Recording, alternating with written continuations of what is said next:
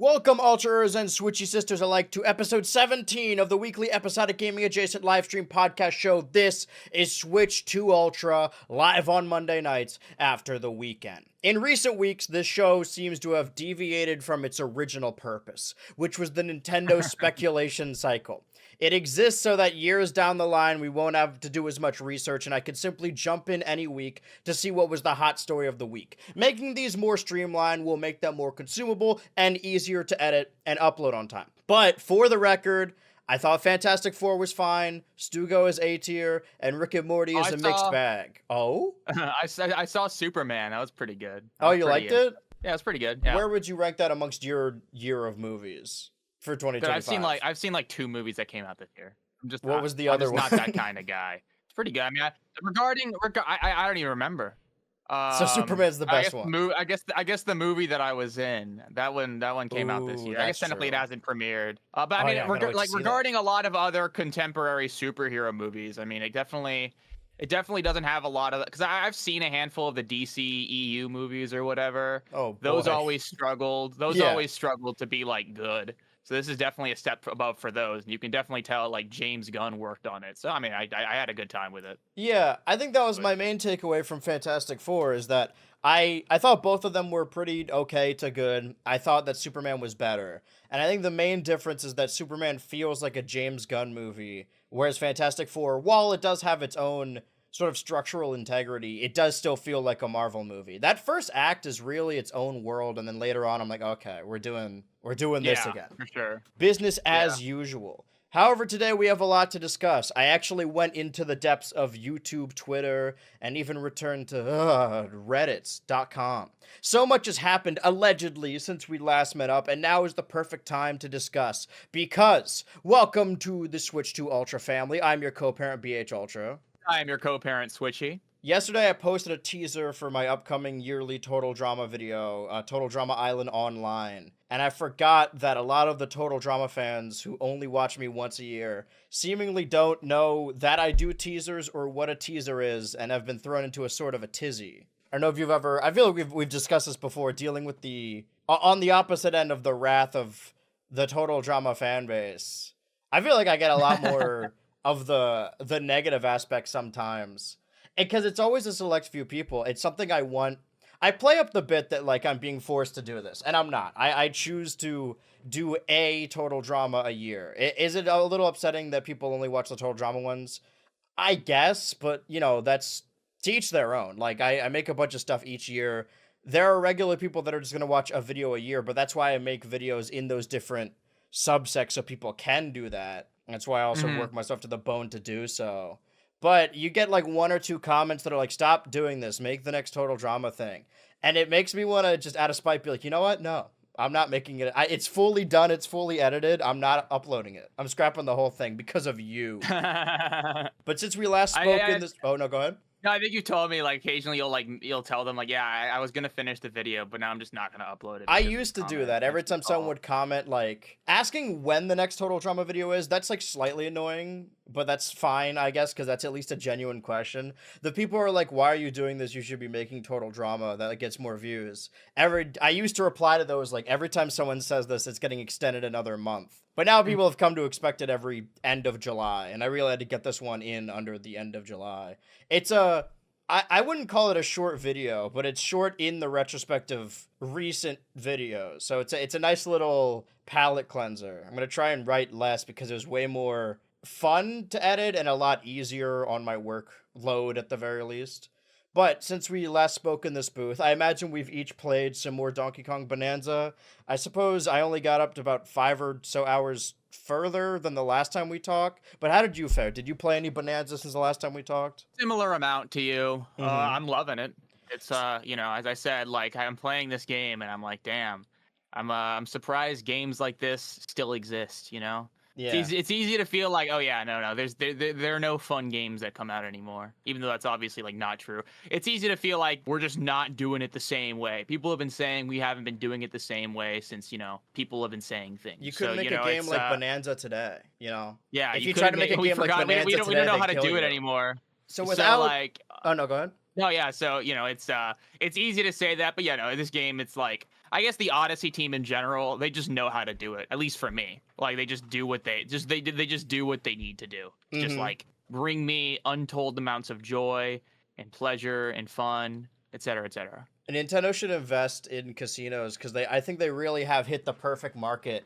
They found the sweet spot on how to constantly make you not want to put the game down. Very addicting.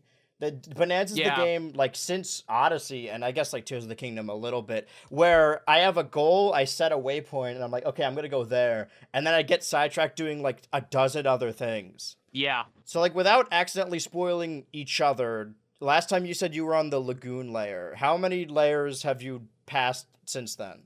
2 or 3. It depends because there's like sub layers and stuff. It's hard to tell. Like, oh, is this like the whole Okay. Well, thing or is it not what the whole have thing? you seen? I'll you just list them in order, and then I'll stop you when I haven't gotten there. So I think I'm about to go into like a smokestack area or whatever. So I've been in like Okay. the mining area for a while. It's longer than I thought it was gonna So be. I you thought it was just gonna be a little left the shorter. But hilltop area, the like big no, no, no. field. I've been in the mining area for a while, but there's like a lot of little sections of it. So No, I I mean don't know. like that area is after the hilltop layer, right? The one Yeah, yeah, where. yeah. So I'm completely done with the hilltop layer, or Okay. maybe there might be like a couple moons I haven't gotten. But yeah, I mean, I'm going slow because I'm like kind of a completionist. Oh, oh yeah, I'm kind of the completion. Yeah, there's one because I'm a little further, so I won't say much. But I, as you know, don't like progressing through something until I've gotten everything in that level.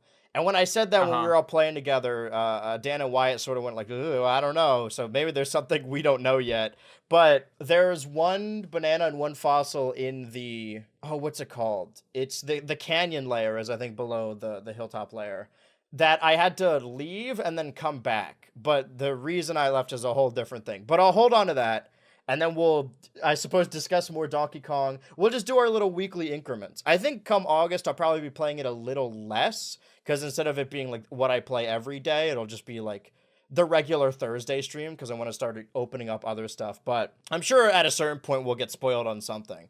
I've been Yeah. I've seen like maybe one or two things, but for the most part, like for a game that's now like 2 weeks old, people have been rather respectful about it, or they just aren't talking about it as much as we thought they might be. I think I'm just like I just know where to look and where not to look these days. Like as a kid, I would rush through games so I didn't have anything like ruined for me. But Yeah. um, As a kid, I would, specifically with like Pokemon games, every time I would get a, no, before, so X and Y were the first ones that were released worldwide the same day. yeah, So all the games before that, which is honestly really just black and white, and that's a potential video unto itself, sort of like the Total Drama one. That I watched so many Let's Plays and walkthroughs of the game in Japanese, like before it came out here. And I would write notes because I would watch people play through the entire game without understanding any of the dialogue. So by the time oh, I planned out my team by like which routes had which Pokemon even before we had the game, like as a that's solemn metal, dude. nation. And well, I do that all the time with Pokemon games, like even ones that are older. Like when I got Sapphire, I just loaded up a walkthrough and was so meticulous I would like follow the steps to a T.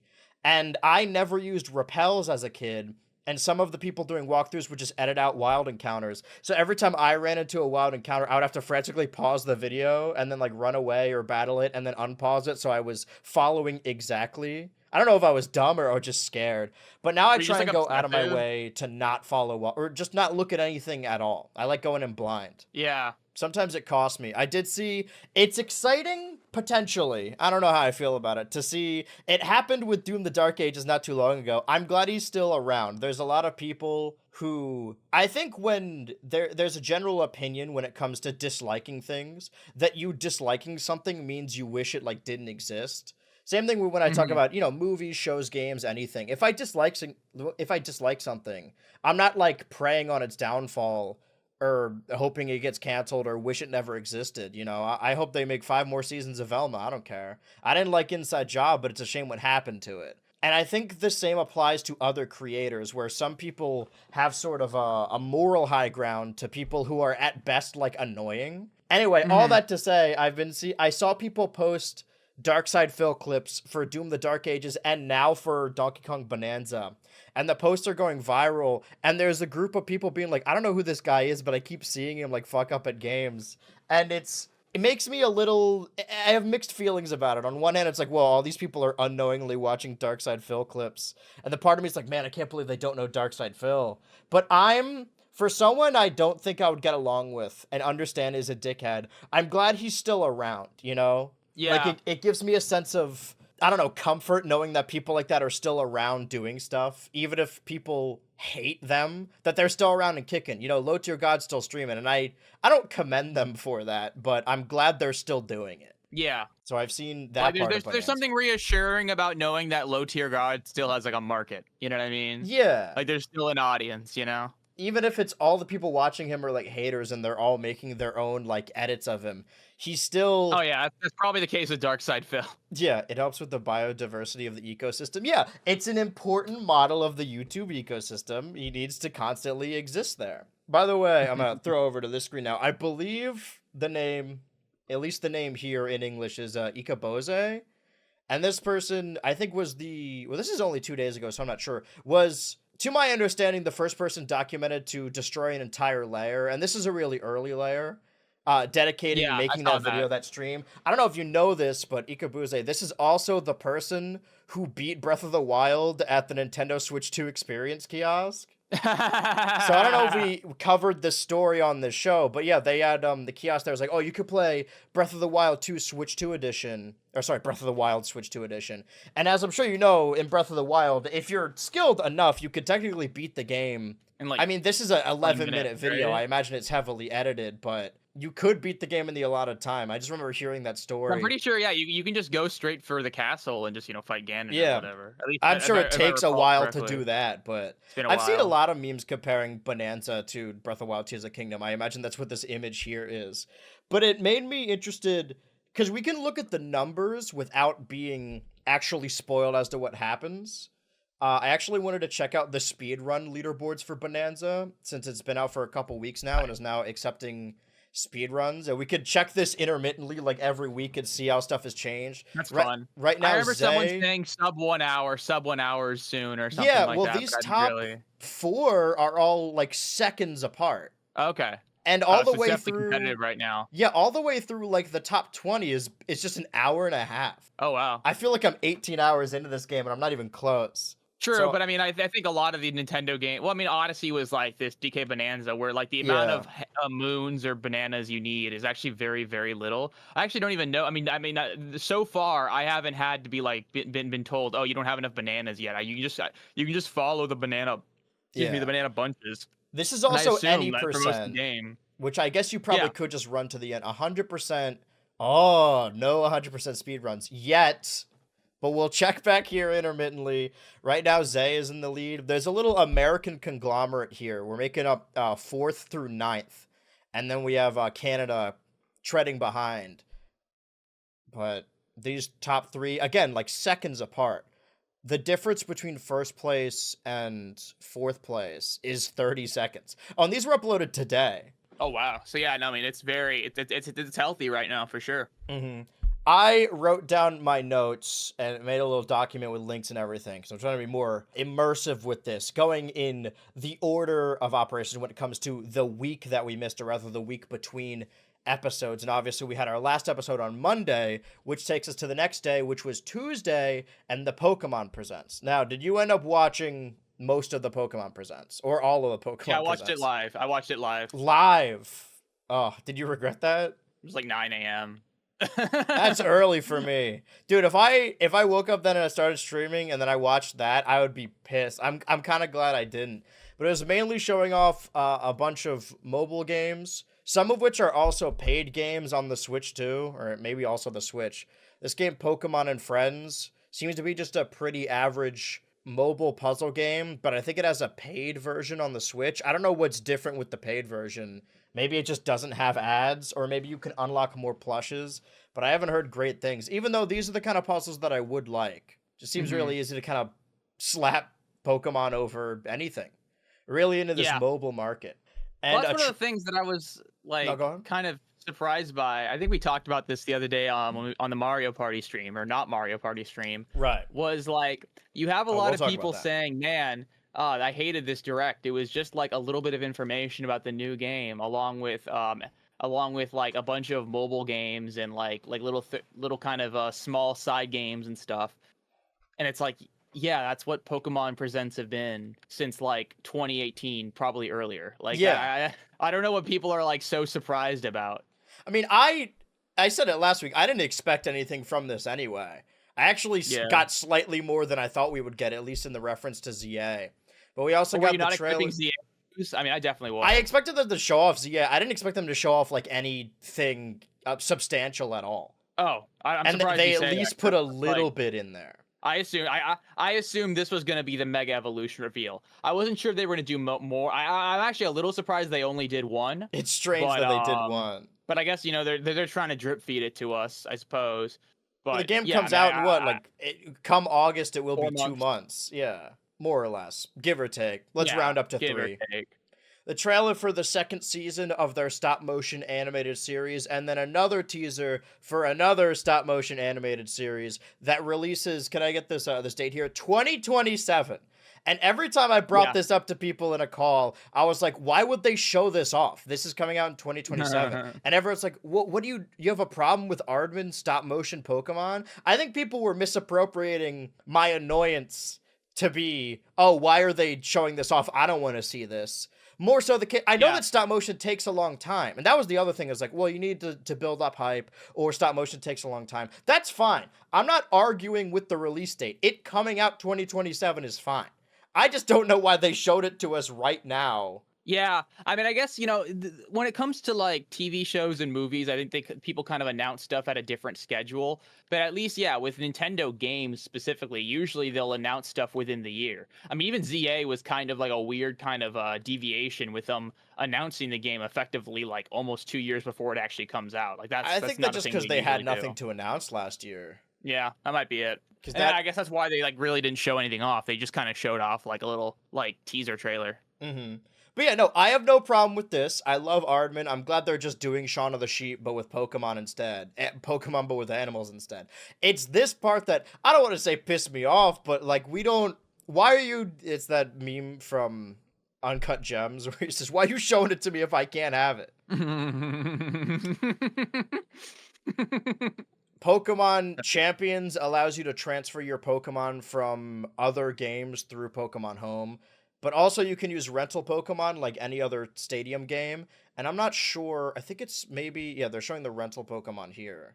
There's a training aspect of it. No, go ahead. It seems like they've simplified EV training and EV spreads because I think it's only out of like 61 or something now. And also, it seems to be like, I think there was like someone saying, I haven't watched like a lot of analysis videos on it, but it seems that like IVs were taken out or something like that, or at least all the Pokemon are like locked to having max IVs, which actually sometimes isn't ideal. I mean, historically for hidden power, because hidden power's tight, depends on your IVs, but nowadays it's more so that you just generally, if you're running a special attacker, you want to have minimum physical attack IVs so you don't take as much damage when you're confused or hit by foul play. That element of game, also for trick room teams, occasionally you'll want your Pokemon to be as slow as possible. So that kind of element of like training is kind of taken out for whatever that matters. I mean, some people might be disappointed by that, but honestly, like sometimes it feels like IVs are just busy work in Pokemon. I think historically one of the biggest obstacles to legal, I guess, quote unquote, official Pokemon competitive playing is that the amount of time it takes to like set up a technically optimal Pokemon is just forever. You have to do so much busy work within the games and stuff like that. So I don't know. I think the first glimpse we saw of it was a double battle, but maybe this is just clever editing, but these looked to be one-on-one battles. So if they're striving for something more competitive, I mean, Pokemon Showdown does do 1v1s, but I mean, most competitive rules for okay, here's double battles. But I don't know, do you think, because this is a mobile game, do you think this is going to be a free game? I think so. I mean, I'd be surprised if it isn't. Right, so that but brings I up think this they might point. monetize it another way. I Yeah, think what it might be this EV training, whatever's going on here, they all have this thing here. This is like a V-Bucks, I guess this costs 64, 200, and the player character has 4,000 in the top right. But this part of the trailer, it looks like the player is using some kind of in-game currency to train their Pokemon. Whether or not these will be paid with real-life microtransactions, only time will tell, but I wouldn't put it past them. That's what I assume they're gonna do, honestly. But it's funny because honestly, like that's like not that bad of a deal, all things considered. At least for like people who are really into competitive Pokemon, because I'm pretty sure some players they'll like hire people to train Pokemon for them, like Yeah. legally in XYZ Pokemon and like train them to these like EVs Whoa, and shit like that. XYZ So Pokemon. Say that yeah, again. Consider. But if it is a free mobile game and it's just built for battles, like I expected the meat of the gameplay to be battles, that's fine. But I was kind of hoping for like a dedicated campaign, not something akin to Coliseum or XD, but like Stadium or Battle Revolution, where you just play through like NPC battles, so that you don't need to be online for it. But if this is likely just a free mobile game, I guess this is fine. I probably won't get it. I don't think I need it for anything really. Yeah. The appeal of Stadium-like games I've never really. Mhm.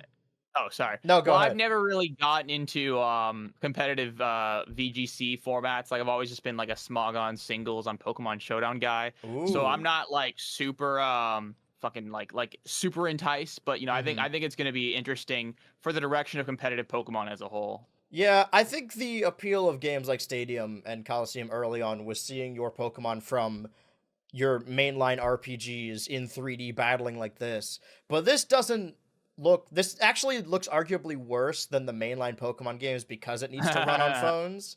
So it's sort of the opposite. Yeah. Like there's no like, oh, I'm going to transfer my team from Scarlet or my team from Shield into this game and watch them battle.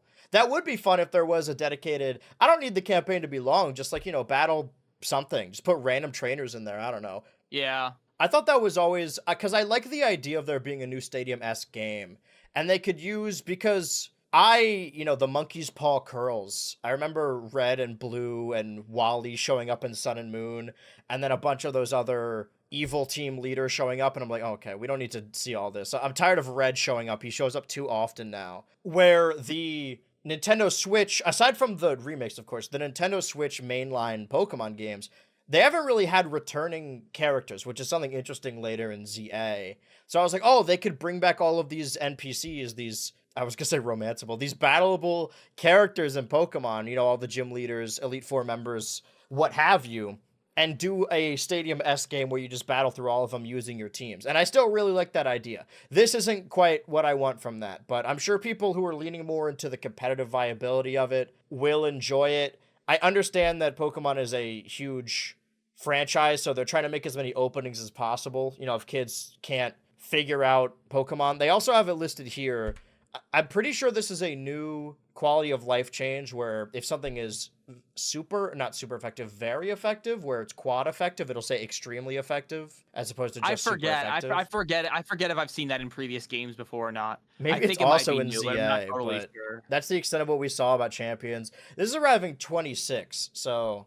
Also, what is this like? What is this Diamond and Pearl ass HUD? Like that, like those like that looks like Diamond and Pearl. You notice the kind the of percents colors. Too? That it says like the the percents make sense. The percents make sense, especially because I mean, at least in Showdown, I think you just kind of have to like eyeball it in I guess like game if you're playing comp in Sun and Moon or whatever, or Sword and Shield or whatever, or Scarlet and Violet. That took me 2 tries, by the way. It's one of them. It's one of them. Like you just had to like look at the what's the word, the health bar, like, and just kind of That's true. like I said, eyeball how much damage you actually did. Like, oh, is that 49%? Is that 51% or whatever? Like occasionally you'd have to just make calls based on like what it looks like.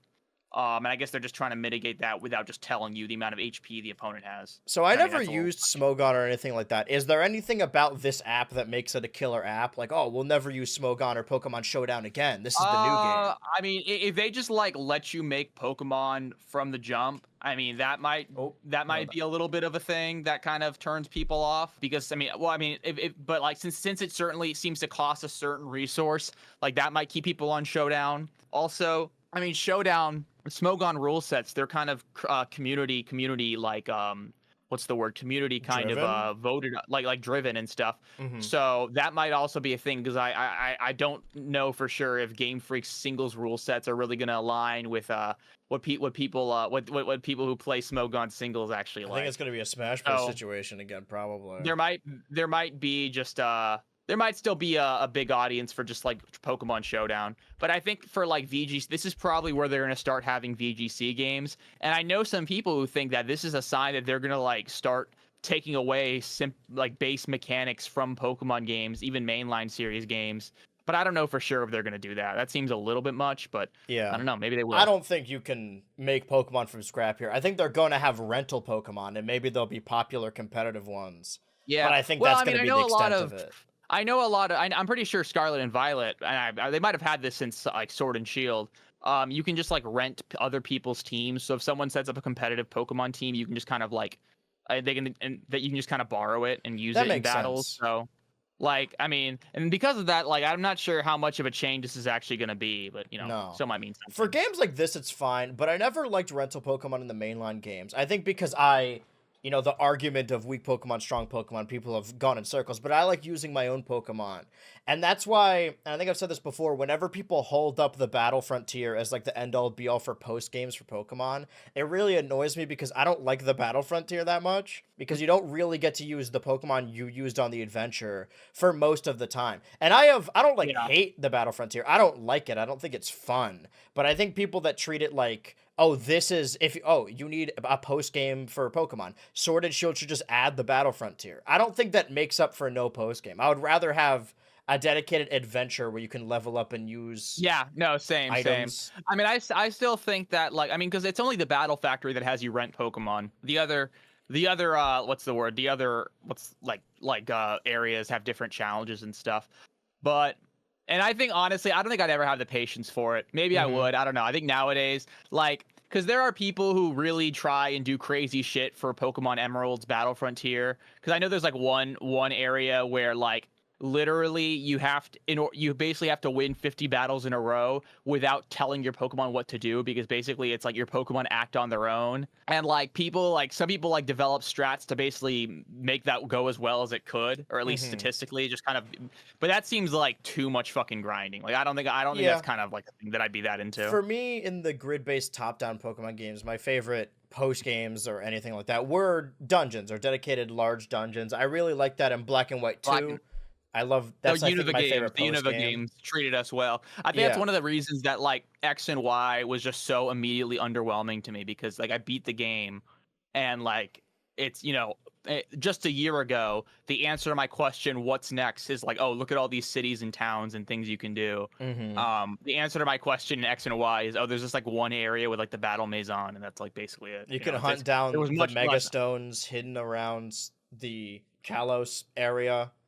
Speaking of which, the main attraction beyond the Shiny Wo-Chen raid in Scarlet and Violet, is this what it's showing off? Yeah. And then it has the dates, because that one ends August 1st, or August 3rd. Okay. And then it picks up with these aren't the raids. The different, what would you call these? Treasures of Ruin, the Shiny Treasures of Ruin. So I already got my Wo-Chen. You got a couple days to get that still. I'm pretty sure all you have to do is participate in the battle.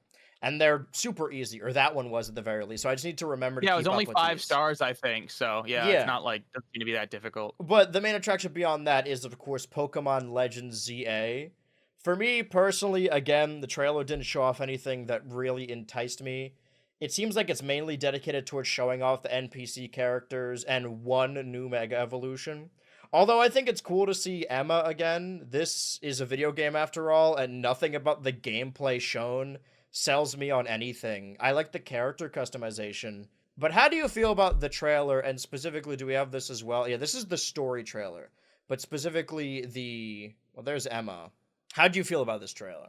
Dude, I mean, it was fine. I mean, I was mostly just curious, like, who the what's the word, the Mega Evolution was gonna be. I don't know. One thing Pokemon does in its trailers, and I'm not saying this is a bad thing, I think it's just not really a thing that entices me that much. They love showing you the human characters. Yeah, and like I like don't care.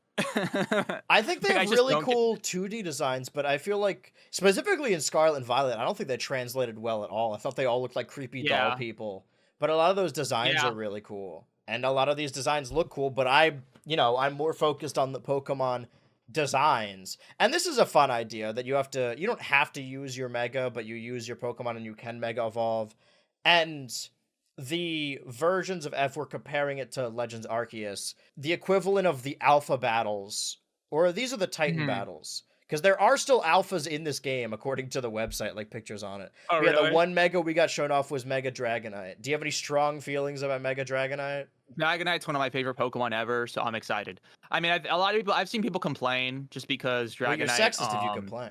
Well, I've seen Same thing people with say that. Chikorita. I think people overstate how silly Dragonite has always been meant to be. Because I remember Yeah. like early on in the Kanto anime, they show off Dragonite without even showing off they only show the silhouette, and it's supposed to look like fucking badass Monkeys, and giant and scary and stuff like that. It's like the size of a lighthouse or whatever. Yeah. So I mean, I think there's always been like a couple visions on what they want Dragonite to be. I think one of the reasons I love Dragonite so much is that as a kid, I watched the Orange Islands episode where Ash was fighting Drake, and Drake had this like scary ass Dragonite. So I don't know. I've always kind of like developed a certain liking to Dragonite. Wait, did that just drop a Mega Stone? I guess it did, or drops Mega Energy. You have to fill up your meter that I'm covering right now. But yeah, I think that was always. I mean, that's why Pikachu is the mascot, right? Is that it is equal parts cool and cute, and I feel like a lot of Pokemon really strike that balance. I think there's a lot of modern later Pokemon, or specifically legendaries, that are too sharp and angular, like are trying too hard to be epic and cool, where my favorites have always been the cuter ones. I don't mind this design. Pokemon I wish he generally goes for one or the other. You know what I mean? I think back in like in the past, they kind of would often give Pokemon, I guess, both at the same time. I mean, one thing I've always disliked about the art style after like Gen 4, probably Gen 4, is everything becomes a little bit softer, at least with the Pokemon that are supposed to be cute. But I love how Kanto, you really had like these very kind of veiny like claws on the Pokemon and stuff. But that didn't really stop them from. Feature of the Mega Evolutions is a lot of them just don't. I know that they're meant to look different, and you don't want the Mega Evolutions to just look like additional evolutions or Pokemon. But a lot of them just kind of don't look like Pokemon to me. And I know that's the purpose of Mega Evolution. But I don't think there's a ton of Mega Evolutions that I really love, or even like more than their original Pokemon. No, I think when I first heard about Mega Evolutions, I was kind of mad about it because I think I thought it was going to be like literally a fourth stage of the evolution. Because I remember when they were kind of hyping it up, they just showed off Mega Mewtwo Y, and they just said this weird weird Pokemon that looks a lot like Mewtwo. What's this? And like, because the thing is, Mega Mewtwo Y specifically doesn't really look that much like just like a stronger Mewtwo. It looks more like a different Mewtwo. Yeah, that's Mew 3. So I think a lot of people were still confused. Like, is this Mew 3? Is this literally Mew 3? Well, I'm pretty sure that design came about before the idea of Mega Evolution. They just had it, and they were going to do it anyway. And then they thought of Mega Evolution. They're like, oh, this could be his Mega, I guess.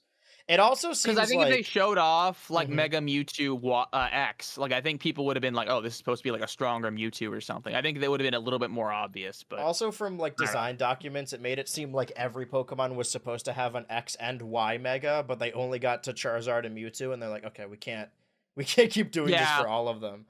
I was imagining it today, like, oh, maybe they just had like two really good ideas for like Charizard, and they're like, "Oh, let's just do both." They just love Charizard and Mewtwo. Mabel was from Team Flare in the original. I saw a lot of people saying like, "Oh my God, Mabel's back," and then the other half of people being saying like, "Your asses did not care about Mabel.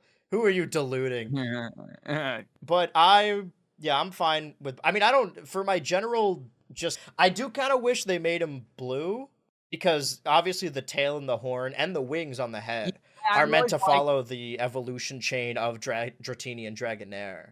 Yeah, if it was up to me, I would have made him blue because I've always liked the fan art that makes Dragonite blue in its mega form. If it were up to me, every Pokemon would be blue, quite honestly. But I'm just glad we got a Mega Dragonite, to be honest. Like, I mean, that's something I've always wanted, so I'm happy. I don't know if they've shown off its ability yet or anything. I don't know what they're going to do. I don't know. I mean, it's also exciting because Dragonite is, like, having a whole renaissance in its useful viability because of terrestrialization. So, like, I'm curious, actually, I think they're probably not going to do terrestrialization again next gen, so it might not be as good, but I don't know. It's a good time to be a Dragonite right now, you know? To be turned into I wish I was Dragonite.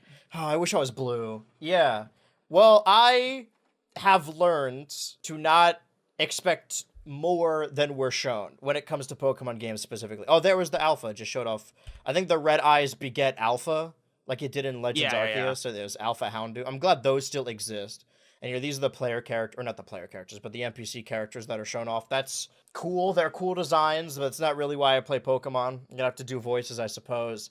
But we have now seen Mega Dragonite, and there's potential that there could be more megas that will be shown off to us leading up to the release of the game in October, or a bunch of megas that haven't been shown off and won't be shown off until the game is released. Because Pokemon's been a little better about not showing everything. It would be really funny if Mega Dragonite was the only new Mega in the game, and that's why they showed off exclusively that one. But if you remember last time on the Switch to Ultra podcast, editor, put a little flashback animation. Flashback. Switchy brought a list of Mega Evolutions to my attention, which I thought we should cover since they were clearly fake. I was like, yeah, you know what? Show it, print it. But now we have seen a Mega Evolution. Yes. I'm still holding out hope that they might be. Just we need to argue on opposite ends of this, so I'm just gonna say it's fake. Okay, because it's most likely real. Well, now we've seen a Mega Evolution of a Pokemon featured in this list, and we can cross off one of these 26 Pokemon. And if you're worried about spoilers, I'm still not convinced it's accurate. However, Switchy, you noticed something about the choice of partner Pokemon from some of these trainers, correct? Yes. So I think your two rival characters, one has, I think, a Staryu and one has a Scraggy. Is it Scraggy? Dude, I'm like an adult now. I think I made the joke last week. I'm an adult. I'm like an adult now, so I don't remember the names of Pokemon all the time. But it's the dark fighting pants Pokemon from Unova. Scraggy. Okay, so yes. That one was from when you were a kid, though. Yeah, no, but I'm still getting old. Like, you know, I mean, I don't remember like the first forms anymore. But anyway. I know Scrafty. I left it behind. But anyway, I don't play Little Cup. So anyway, one of your rivals, I think, has a Staryu, and one of your rivals has a Scraggy as their kind of like main partner Pokemon. So when you think about that, it was so hype. Look at how hype that is. If you really think about it. Turning into Mega Dragonite. So, and two of the Pokemon that are in these rumored like leaks are Starmie and Scrafty. And I think it'd be kind of apropos for your friends to have like one main partner Pokemon that can Mega Evolve, which is your starter, which people have been assuming they'll Mega Evolve since the start, and they have their own partner Pokemon which also can Mega Evolve. So I think that is a point into the direction of the fact that we're probably going to get a Mega Scrafty and a Mega Starmie, which is going to be fun. I think Mega Starmie's going to be cool. I mean, I like Pokemon in general. It's just specifically, and maybe I think this might be, even though I was excited for Mario Kart World, whenever I kept seeing gameplay footage of it, or we were discussing like, oh, what's it gonna be driving between laps, like what's that gonna be like, once it was in my hands, it was an entirely different story. So maybe I'll change my tune once I'm playing the game and I'll be like, oh right, it's Pokemon, I love Pokemon, this is fun. But as of right now, it's not something I'm particularly hyped for. Maybe I can make myself like Megas, because it seems like you can use Megas, or you have to use Megas, for a lot of these Titan battles, and Sableye is one of my favorite Pokemon, so maybe I'll just grind through the whole game with Sableye. That was another thing too. Maybe why I didn't like it. I feel like it's, at least for me, when they showed off Mega Sableye, I was like, well, great. Now Sableye's not going to get a regular evolution. Yeah, I think that's one thing I didn't like about Megas at first, because Gen 6, there were no new evolutions for Pokemon other than Sylveon. Yep. And then Gen 7 didn't have any new evolutions. So we went a whole 6 years without any new evolutions. So I thought like, oh, are we just not doing Pokemon evolutions anymore? Because if that's the case, I feel like that's kind of a bummer, because, you know, I still think there are a lot of Pokemon that, I don't know, I would like to see them be kind of expounded on, but, you know, not necessarily through a Mega Evolution. Like one kind of like team captain kind of role on the team. By the way, everything I say about Megas does not apply to regional forms. I love regional forms. I think that's so It's funny. I think I had a harder time getting into regional forms than Megas as a kid, or at least I was a teenager, because I think regionals, like, it kind of made me confused about the lore of Pokemon, because like I guess you have Pokemon evolving into like other like similar but different forms, you know, even though like the evolution in Pokemon is just stage by stage, but I mean they're like different. The evolution in Pokemon is more like metamorphosis. I don't really know if that means that much, but I don't know. Like there was like lore implications that didn't really sit right with me. Also, I think at first like everyone thought that Mega Evolutions were regional forms were just going to be like, oh, Ice Vulpix, this Pokemon but a different type, right? Which is a little bit fun, but also sometimes a little like, eh. Yeah. But then they kind of showed off a Alolan Executor, and I'm like, that might have been the first regional form they came up with. So I don't know what I was really and then worried there was about. that fake Jigglypuff. I think I was just 14, dude. I think I was just 14. You were a and, hater. Like, a little bit unsure about stuff. Well, I remember there were fake leaks, or maybe speculation that was supposed to be. It was like, there's going to be like a water Arcanine. I remember a water Arcanine. I'm like, that sounds fucking dumb. They still haven't done that. No, they instead went for the fire rock Arcanine, and because of terrestrialization, you have like a Pokemon with like one of the worst typings possible, and they're pretty good because you just turn that typing off, which is kind of funny.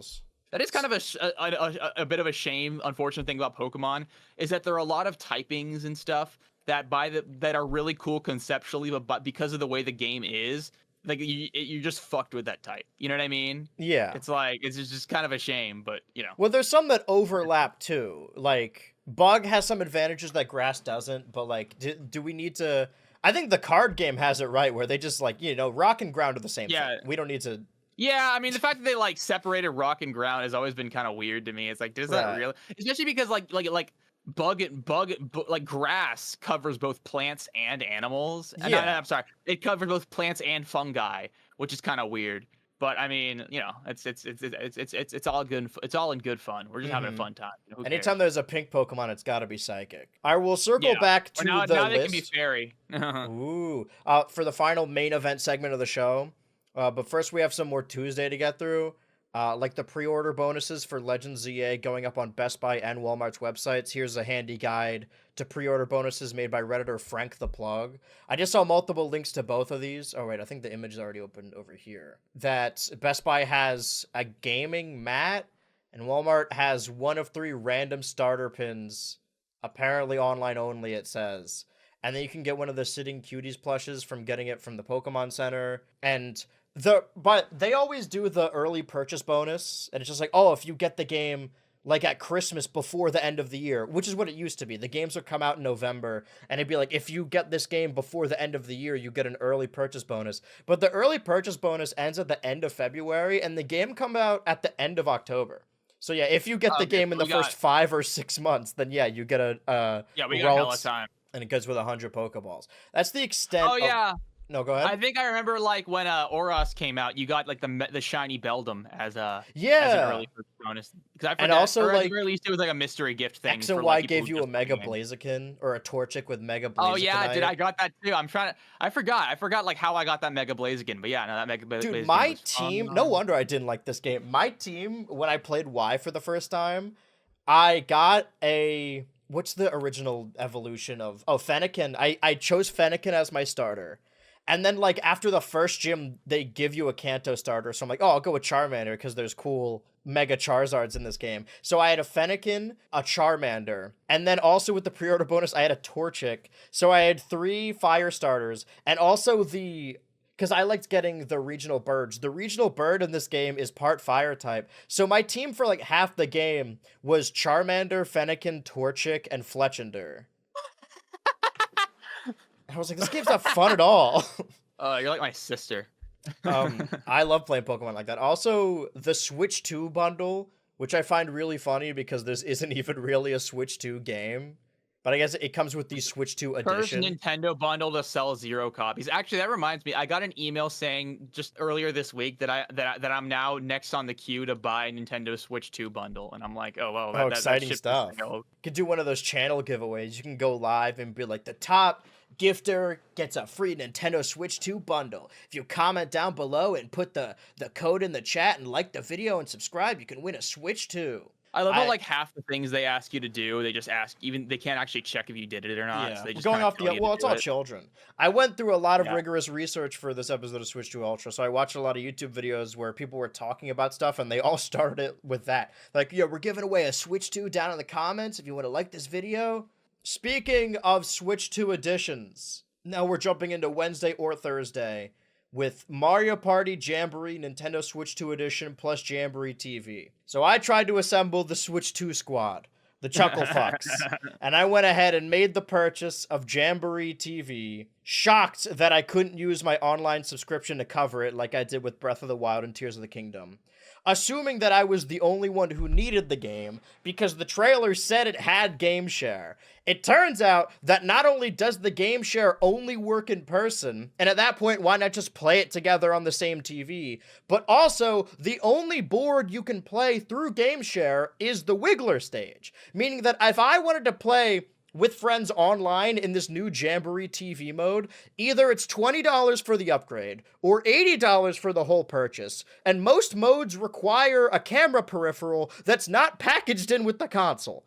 All for a game that I will only ever play on stream once or twice, or only play with friends when everyone is bored or drunk. So while I haven't played a substantial amount of Jamboree TV, I could probably definitively say, what is the fucking point? I mean, it's just a hard sell these days, especially because the console itself is already so expensive that asking for all these ask. First of all, I mean, it's an extension to a previously existing game. That's already kind of a weird situation. Yeah. It's like, yeah, so you need to buy a new console for this game that's originally on the Switch 1. You need to buy the upgrade. You also need to buy the peripheral, which doesn't come with the console. And you can't do it online with a new kind of with this new service that we've kind of put into the game that no one can really use yet, at least not with any of the games that we've been coming out with. It just seems especially honestly the game share and the game chat, the distinctions and the things you can and can't do is kind of confusing. It's a little hard to follow sometimes. So I was just I would have cared more, or it would have been received better if they just, because they released Jamboree October last year. If they knew the Switch 2 was coming out, they could have just not release the game in 2024 and then release it as a Switch 2 title and be like, whoa, this new Mario Party, you can use the new peripherals. I think more people would have bought it if that were the case. And weren't there already 2 Mario Party games on the Switch anyway? Yeah. I don't know why. Do they really need to make throw this one out so late? And I don't know. I mean, that was the case with a lot of Mario Party games for a while, is that 64 they've always kind of and GameCube and even churn Wii those out. They used to be a yearly release, I think. And I always like a new one. I like an excuse to stream it, get people together. And I was excited to do so. Even at the very least, if game share worked, I would have received this way better. If I was like, you know what? Sure, this is an additional 20. Sure, I need the camera, but I already have the camera and I'm buying it for stream. I can get a stream out of this to play with my friends. The fact that the game share specifically doesn't work is annoying because that seemed like a big pitch of game shares being able to play these games with your friends. And it's ridiculous that it only works in person with additional Switches, because if you have a bunch of people together with Switches, you should just play Jamboree TV on the console anyway. Yeah, I was excited, for example, to play some of the new games that have come out with friends who still had the Switch 1. But I think you can only do that in person anyway. So yeah, just let's just do this on one screen instead of two. What are we trying to do? Nintendo fans, not in the fanboy category, but our fans, and we have this show. You unearth the two faces of Nintendo, how it's multifaceted or double faceted, where this was 2 weeks after the release of Donkey Kong Bonanza, probably game of the year, one of the best games after a long while, that Nintendo releases really good video games, dedicated single-player adventures, but then also sometimes they just do some bullshit like this. This is more of the business side of things that I think more people have grown accustomed to really disliking. Yeah, definitely. Because it's just okay, well, I mean, this is more. I mean, I don't know. I mean, I don't want to be too much of a Debbie Downer, but during that stream, we were trying to get it to work. It's okay, well, this is more trouble than it's worth. I like Mario Party, but I don't know if I really want to play it that bad. I think it wasn't we were. If it worked and we're we're struggling to get it work, then it would be confusing. I think the reason we dedicated so much time is that it's dumbfounding that it doesn't work at all. Yeah, no, exactly. And also for what it's worth, dude, I mean, I to be fair, I haven't used a lot of the alternatives. I think I've played a couple party games on that Steam game share thing, like a couple years ago. So it's not like I do this often, but there's so much latency that it's well, this isn't that fun. Because we were playing 3D World game share. That is a game you actually can game share remotely. And I don't know. I mean, it was a good half second or maybe third of a second after I would press buttons that my character moved, and there was a good kind of rubber band delay every once a minute, and it's okay, well, I guess I've never had game doesn't punish you for dying, because this is I haven't. Like, I am not playing well. I haven't played on someone else's game yet, but I am hooked up to Ethernet on my Switch too, so maybe it'll be a little better. But also, I haven't been able to try that, so maybe it does just inherently suck. But this idea inherently sucks. I think it probably would have been better if they just delayed the game and then released it as a Switch 2 game from the jump, or maybe just released it like how they're releasing Metroid Prime and Legend ZA. You can see us going to 3D World now, where it has dedicated versions. I think they baited us a little bit by making Breath of the Wild and Tears of the Kingdom be free if you have online. I was kind of hoping most Switch 2 editions would be that, because I'm more willing to get something like Kirby Star Allies, Starcross Lovers, whatever, because that is additional levels, a dedicated single-player mode. Whereas this, like, the features in Tears of the Kingdom Breath of the Wild are fine. It looks a lot better. But I don't know if I would have been willing to... I mean, I would have bought whatever was launching on the day just so I could encompass the full launch. I mean, that's part of doing the show. But I think this is the first Switch 2 edition where I just wondering what the point is. And I hope more Switch 2 editions in the future aren't nearly as... I mean, probably the rest of them will be single player. So maybe if I played Jamboree in person with people, it would have been more fun. But where I'm at right now, I think it's just more trouble than it's worth, and I don't think it's worth what it is at all. Yeah, I mean, I kind of agree. Yeah, pretty much. It's just like, but not like... the more we talk about it, the more I will have made the purchase worth it by milking content out of this game. On the same Wednesday, on the constantly updating Nintendo Today app, constantly getting new information, Nintendo doubles down on Mario and Peach being very good friends. Now, have you heard about this? It's thrown a lot of people into disarray. How do you feel about Princess Peach and Mario are good friends and help each other out? I remember in like 2016 or 2017, a friend of mine said that, you know, they've never really outright stated that Mario and Peach are dating or love interests. And I'm trying to think, I feel like there have been instances where it's pretty implied. I mean, obviously there's like the kissing on the nose and stuff, but I feel like there has been like instances in the past where like there is like supposed to be like amorous feelings, but I'm not sure. I mean, I remember someone brought up that like Mario is friend zoned by Peach, but Luigi, like Daisy is building statues of her and Luigi dancing together. And like Luigi got the girl, Mario didn't. I think it's the other way around though, because of the Paper Mario games.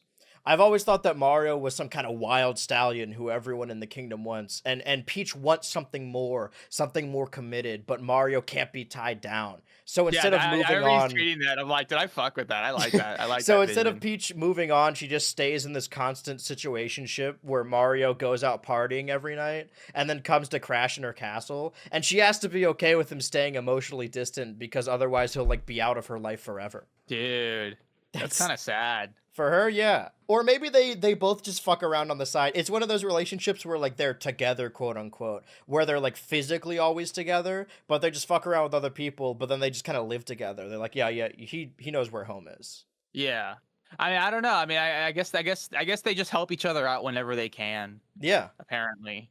But not all the time, just whenever it's convenient for them. Was there any, like, implication that Mario had feelings for Peach in the movie? I'm trying to remember, like... I think he thought she was cool. It was mainly about him rescuing his brother. He's like, whoa, Princess Peach, you're so cool. Because she does all that cool action shit in that movie. She's a cool action star. Yeah, no, she's like a DreamWorks, like, female character. That sounds misogynistic, but you know what I mean? They're kind of like, oh, never mind. She's actually good at what she does. Instead of writing a strong female character, they write a strong female character. Yeah, I guess. Physically strong. That's the thing. People hear like strong female character, and instead of hearing like, oh, a well-written female character, they're like, oh, okay, we can make her strong. We can make her beat stuff up. Well, I mean, I'm sure you've seen the trope where it's like, you know, the kind of like it's like there's I mean, it's common in Marvel movies. There's like the male character, and then there's like always that one scene where the female character like does something way beyond their pay grade, or at least people think would be their pay grade, and the guy's like, whoa. I mean, they always do that in movies. So I don't really mind it in children's animated films or action movies like that sometimes, because like it goes both ways. Like if it's an action movie, specifically a Marvel movie, you can't really complain like, oh, this woman's like beating all these people up. She's all she does is that she's strong, and it's like that could be applied to really any of these characters. Yeah, they all just kind of punch things really hard, and I like most of these movies. There was a slow-mo goo eye segment. I don't think Peach showed interest in him though.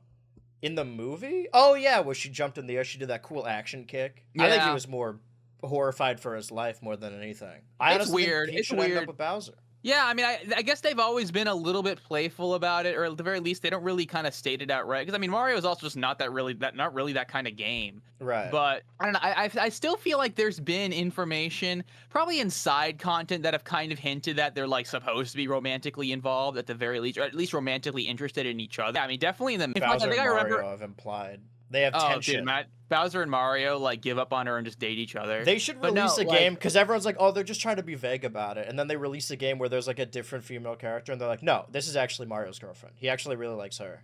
She was off screen the whole time. She's like not on. She's not on camera because she doesn't like cameras. But no, she's at his home. They live together. Guys, I'm gonna have to let you go. Tyler, you're fired. You fire Tyler, you fire me. But it just zooms out and it's Mario's girlfriend. Mm-hmm. But they have to break up. He's going through a really rough breakup. Yeah, I mean, I think this is also. I mean, this could all just be them, like having like a little kitty kind of like blurb just for kids. Mm-hmm. I mean, in case like I don't know, kids can't like ooh, Mario's getting Peach's cooties. They got the Hays code for straight couples now. But I don't know. I think like I mean I would still argue based like off of just not just like my nebulous memories of like things said in like RPGs and stuff. I mean, like Mario and Bowser, they're like fighting to give her flowers at the end of Odyssey. I feel like that's got to mean something, you know? Yeah, I like that characterization where they're more cartoony. I mean, that comes from the Popeye and Bluto inspiration. Yeah. Oh yeah. What if Mario's always had his heart out for Pauline? But then again, Pauline kind of acts like she's never met him before in Odyssey. Every single time. She just doesn't like him. Like, she's like, they got to pretend they met every time. Apparently, there's going to be implied lore, but I think we got to get more through Bananza to understand the timeline of Mario. Oh, good. I think that's what I want to do because we have some open weeks between next week where I want to talk about Evo because I'm going to watch it over the weekend and stream it. And between that and I guess Dragon Drive is the week after that, but between that and Kirby, where I think the week before I want to just try and do a bunch of research on Kirby lore and do my best to explain a timeline before that game comes out. But still within Wednesday, not really as important, but WWE 2K25 has come to the Nintendo Switch 2, and apparently it runs pretty great. And normally I like these wrestling games. I actually plan on streaming 2K24 again on Thursday for another installment of the Ultraverse bets. I think it'll be after the video goes up, probably. But 2K24 and 2K25 seem so similar that I didn't even bother getting this game. Like, I'm done with these yearly installments unless they add some crazy shit. As long as I can keep playing the one that still works, I'm fine. All of that to say, apparently the Switch 2 edition is missing community creations, which is a mode where you can upload your custom wrestlers, entrances, moveset, stages, and images to an online hub that anyone can download. Is this the game where people? I think I've seen like a meme from one of these games where you have like where a guy like is basically Sans Undertale and he beats people up or something like that. Yeah. Is that this series? Okay, yeah. I always assumed that was like a mod or something. So that's like an actual in-game feature. Yeah, you could create characters in the game, but again, like all the games kind of blend together. The last one I got was 2K24, and then something like clicked. And I was like, I don't really need to keep getting these. I mean, I haven't seen this mode at all. That's crazy. But now that I was gonna say now that it's 2K, but no, they've been doing yearly installments since like 2007. But when I was a kid, a year seemed like a much larger time. But for sure, they removed community creations, and normally I'd be against this change, and I still am. But also, WWE 2K is one of the only streams I've ever had to take down immediately because one time I opened community creations live and saw an image of someone's just spread open pussy. So I honestly don't blame Nintendo for just removing community creations.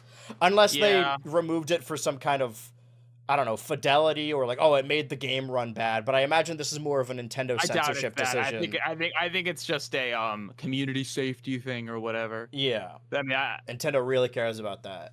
Do you remember when I was a kid, I decided to like, I wanted to make friends on Animal Crossing, so I posted on Miiverse like, hey, if anyone wants to add me, this is my friend code. And it got taken down because apparently that was breaking their rules. You're not allowed to like share your friend code on like Miiverse or whatever. And I kind of thought like, what's the fucking point of Miiverse then? Yeah. Am I not allowed to like make friends to play games with here? Like, I guess I wasn't. So I couldn't make friends to play Animal Crossing New Leaf with. Nowadays, I love games like Lethal Company where you just start talking to strangers and make friends. But as a kid, when I was in like Xbox Live parties with people I knew, whenever there was like a GTA heist and I was doing with randos and they were like, oh, join this call, I was like, I know they're going to know that I'm like a squeaker, that I'm a preteen. I'm not joining this call. Yeah. I don't want to talk to strangers at all. Dude, even now, I don't want to talk to strangers. Like, get away from me. Mm-hmm. I mean, I'll do it when I'm streaming, but that's mostly when I just play games anyway. But yeah. Wednesday's a very stacked day, apparently. They're making a Lego Game Boy, and all it did was remind me how much I disliked the Lego Mario from 5 years ago for Mario's 35th anniversary. Do you remember that? What did you like about it? I didn't like that it wasn't a minifigure. I didn't like that you were just building Mario. Oh. Because, like, when you build a SpongeBob set, like, you have... I really liked the minifigures a lot as a kid. Like, even outside of building the sets, I think the minifigures were the thing I liked the most. And I like getting sets just so I could have those little characters. I think because a lot of the Lego video games, those are the characters you play as. So you get, like, a SpongeBob set, and you have a little SpongeBob minifigure. Or Star Wars, you get a Star Wars minifigure, stuff like that. And I was excited about the prospect of getting Mario character minifigures, but instead you just build a Mario. And he looks really weird, and I just didn't like it. Do you want to talk about South Park at all? Because now we're on the Wednesday day. Oh, I don't know what happened with South Park. I guess they like showed Donald Trump on it or something, kind of like played him as like Saddam Hussein, basically. So, well, do you plan on watching the episode? I mean, I might, just because, you know, I stopped watching every South Park episode back in like 2019, I think. I just kind of like, it just kind of like evaded me. I kind of I fell out of like practice or whatever. Well, it's really easy because they released like 6 episodes every other year for a while. So you're not that far behind. Yeah, so like, I mean, I've seen a handful of some of the new episodes. I've seen like some of the specials, like the COVID special or whatever. But yeah, like I don't know what happened with Donald Trump. Yeah, more people have talked about it. That's just something like eventful that happened on Wednesday, but we do have a decent amount to cover. Now that we're on Thursday, have you seen the episode? I did see the episode. Well, so what was the whole context of it? Like, why is it like? I mean, is it just making fun of Trumpers? Is there like a specific thing that happened? Well, the context is that there was a 60 Minutes interview last year, like November, October last year, they interviewed Kamala Harris. And it was heavily edited because, you know, their interviews are edited, and that one just seemed more edited.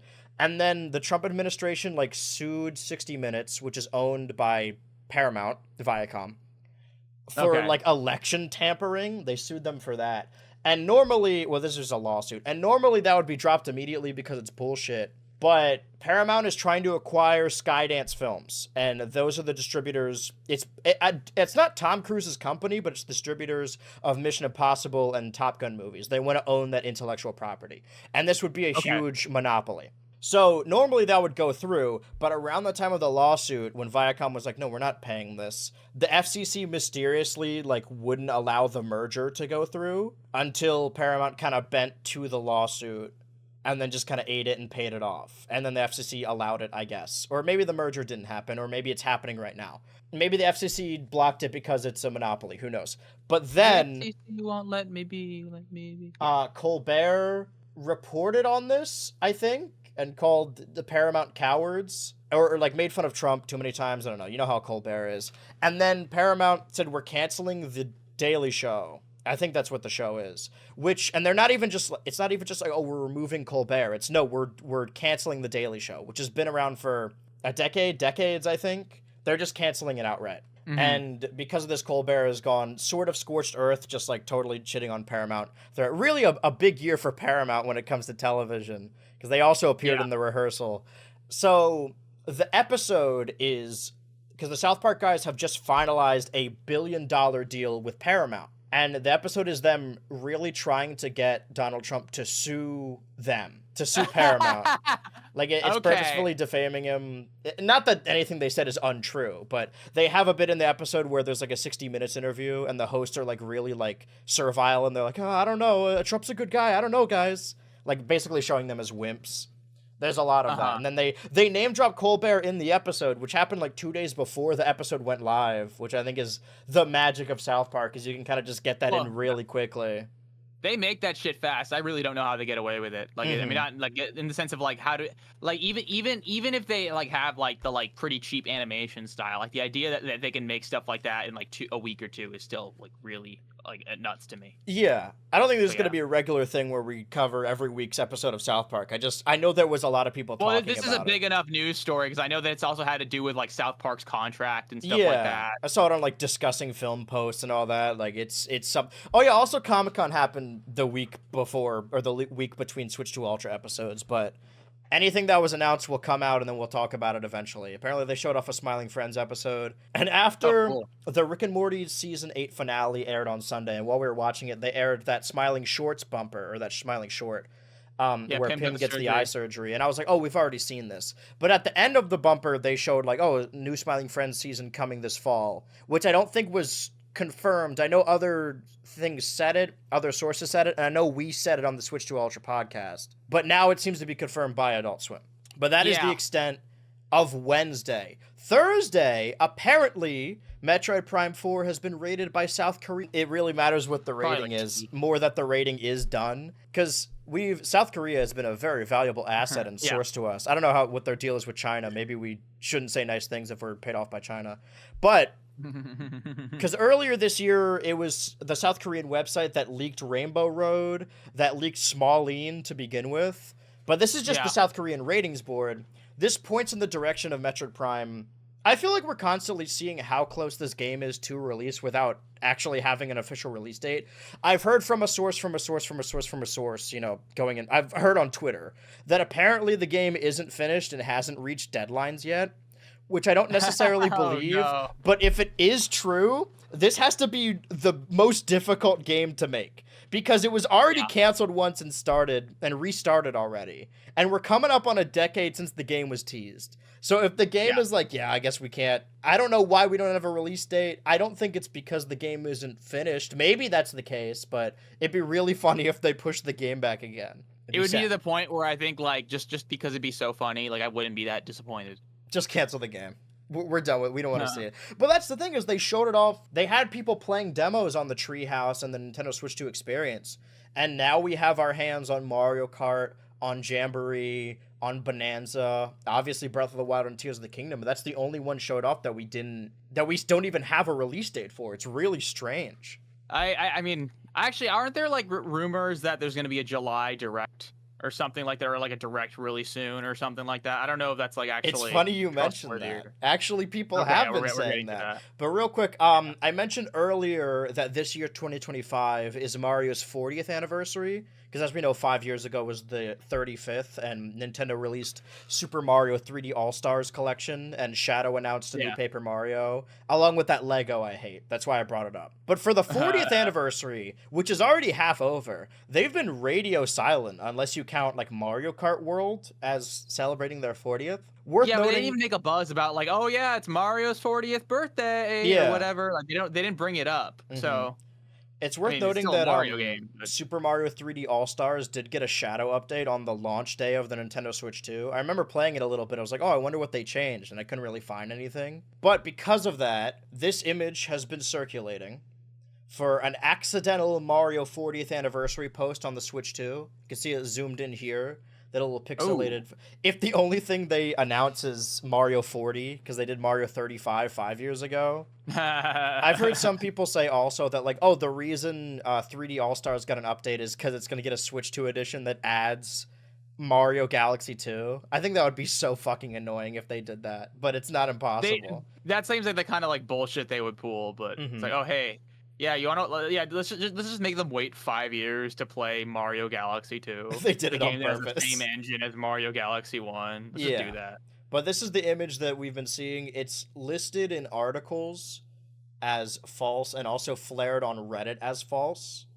Not that I'm believing it, but I haven't been able to pinpoint exactly why it's false. Like if the creator of the image came forward or just if no one believes it. But regardless, to be fair, it would be really easy to fake that. Like all you need to do is like play with Inspect Element and just kind of like take a picture. So like, you know, even if we're not literally believing this, like it stands to reason. It's still strange that we have nothing of mention for Mario's birthday.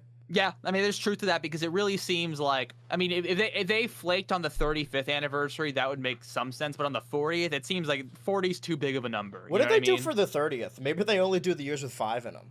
I actually don't remember. Because the 25th was the Wii game, right? Where they re-released All-Stars? Yeah, I mean the 30th when they re-released All Stars. Right, because it's 2025, 2020. I mean the 30th Mario Maker came out the 30th. I know that. True, that's right. That was 2015. Yeah. Yeah, and there might not even be like a mainline Mario game released this year. So before we talk about that direct, apparently there's a new SpongeBob SquarePants game coming to the Nintendo Switch developed by THQ Nordic, which clashes with that proven fake 4chan leak from 2 weeks back, last time on Switch 2 Ultra, which we already knew was fake because of everything in it, but also the date listed as featuring the Nintendo Direct already passed. The only reason I wanted to cover this is because the first to report on it apparently is this French article that, where is it right here? Or not here, where the title is Bobble a Sponge. Mm-hmm. I just really like that name. Apparently there is a new THQ game that was teased last year, maybe? That's the extent of all I have to say about it. I just like the Bobble a Sponge title. Because this one's being made by THQ, not Purple Lamp, which was, shown in the fake leak. Oh, okay. But something... THQ did Battle for Bikini Bottom, right? Yes. Because THQ folded, and then THQ Nordic came back, and then they made that remake, and then made Cosmic Shake as well using that engine. And I think we've had a number of other SpongeBob games. I saw people posting about this as well, that, like, the Fantastic Four movie, like, oh man, I wish we still had licensed games, because this would make a perfect video game. That every movie used to be made into a video game, but now it's only indie games or AAA studios that I'm glad they view SpongeBob as like a AAA character that they have to continue making video games for. Something we've been covering. I mean, I assume it's like only the really big stuff as opposed to just like every single game, especially because most of the games are crap, you know what I mean? Yeah. There Imagine Party Babies. I mean, those are a lot of the early Xbox games I played. It's like Shrek and then Disney's Cars that had a dedicated racing game. Oh, I love Wall-E for the 360, but that's a story for another day. Something we've been covering seemingly ever since the Switch 2's launch is the elusive Summer Nintendo Direct. So you are right to bring that up. VGC is reporting on it. Apparently, Nate the Hate is continuing to claim it's coming soon. Nate the Hate has come up several times this year and last, quote-unquote, leaking the dates of important Nintendo announcements. And I think we've brought him up before and asked, like, oh, who is this guy? Why are we trusting him? Why do we know his name? But a little peek behind the curtain, while doing this show, I've been doing research on the Smash Bros. Speculation cycle from 2020 and 2021 for an upcoming video, of course, next year, because that's the only video where I could be like, yeah, for sure I'm making that. I'm finishing the trilogy of the Smash Bros. Ultimate cycle, just that era. And while watching some of the videos the other day, I was shocked to hear Nate the Hate's name in a video from 2020. So apparently he's actually been around and trusted the whole time under my nose, and I just only now learned his name. So before, when we thought about or were told about this July Direct, maybe I spoke for both of us, but I think we both kind of said, like, that's not going to happen. I believe because they're showing off a bunch of stuff on the Nintendo Today app. I mean, they just showed off that Mario and Peach are really good friends. Well, what do you think? Do you think that we could be coming up on a July Direct? I hope it's a July Direct because that would mean it's coming out to tomorrow or the day after. Right. Well, what's interesting is that if there is a Direct this week, which many seem to think so, that will likely either be announced tonight or tomorrow. So there's a chance that they announce a Direct during this show, or even worse, right after we end the show, which keeps happening to us somehow. Yeah. There's additional information that always happens whenever we go off. Like, there was another Nintendo online playtest that took applications right after we went off the air last week, but nobody's allowed to talk about that, so it's not worth covering yet. I heard some people say it's, like, similar to Animal Crossing, and it might be for, like, a future Animal Crossing game, but, again, we don't even have any footage of that, so... Yeah, NDAs. So I still don't think we're getting a Direct until after summer, but I've been wrong before several times. Yeah. I just want to be wrong, you know? I just want to be. I guess I want to be wrong because I mean, it seems like this won't be a thing they do, but I don't know. I mean, to be fair, like there still is a lot of information we don't know, and I guess like what do they think? What do we think they have planned for September? You know, and October. That's what I think. Next Direct or likely soonest Direct would be September, maybe. Well, I think, like, do we have any big games that we know are coming out in September? Like, I don't think we do. Daemon X Machina 2 on September 5th. I mean, if that's their best game, like, I could see them potentially wanting to talk more about other games that are coming out. Yeah. Because, I mean, Metroid 4, they say it's coming out in 2025, right? Yes. Okay, I mean... And it's been rated by the South Korean ratings board. Yeah, we still don't have a date for that. No. So I mean, I wouldn't be. I mean, I think like doing like announcing the date for that game in September might be a little too late. Unless if it's like a totally a December game, I guess that could make some sense. But I don't know. I feel like the window's closing. When did they say the Kirby game was coming out? That's August 28th. I'm looking at my calendar here. I'm talking about Kirby Star Riders. Oh, Kirby Air Riders? It just said like Air holiday. Riders. We still don't know. It's just holiday 2025, I think. So yeah, I mean there are a lot of these games that we still have like very little information on. That, I mean, potentially they could wait until September, but I don't know. I mean, I think there's definitely a likelihood that they might have stuff like set up for September that they might want to announce now. Yeah, and Mario's going woefully birthdayless. Yeah. There's that one Hyrule Warriors game coming out.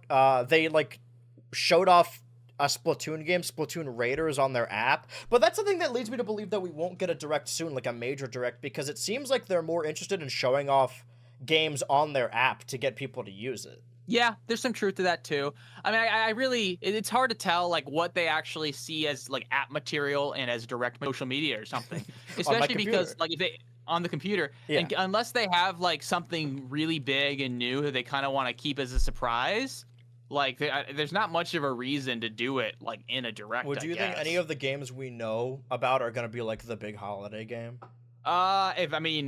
Part of me is like inclined to say Metroid 4, but I'm not sure like if that's really like holiday game material, at least historically. I mean, they're releasing Metroid.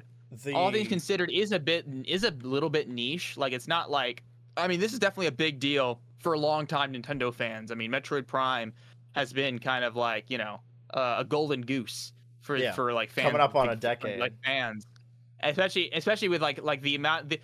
Actually, that's a good reason that they would want to probably do it during a direct, because Metroid Prime 4 has been such a like strenuous process that I think that like flaunting it in front of us in the context of a direct, I feel like makes more sense, or it's a little bit more satisfying, as opposed to like, oh, by the way, guys, on Twitter, Metroid Prime 4, and then the replies are just like, come on, when's release it, keep poking it.